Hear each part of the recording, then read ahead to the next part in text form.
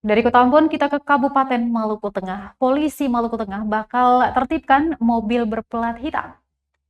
Polisi akan menertibkan mobil berplat hitam yang mengangkut penumpang sembarangan di jalanan Kota Masohi, seperti di kawasan Jalan Pala, kawasan belakang Terminal Binaya Masohi.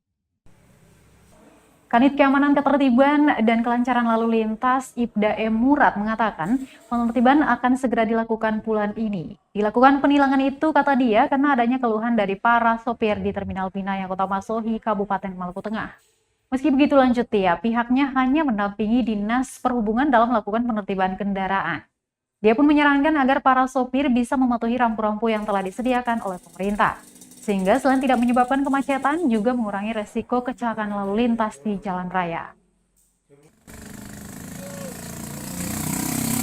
Juga dengan Polda Maluku, kebetulan dalam bulan ini bulan tertib lalu lintas.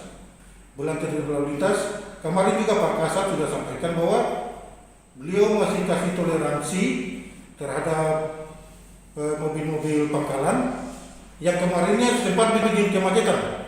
Bukan saja dia ini, tapi sudah bikin kemacetan, di mana dia sudah di jalan itu sampai dua susun. Sudah gunakan 2 jalan. Iya, memang dia ini, tapi di jalan.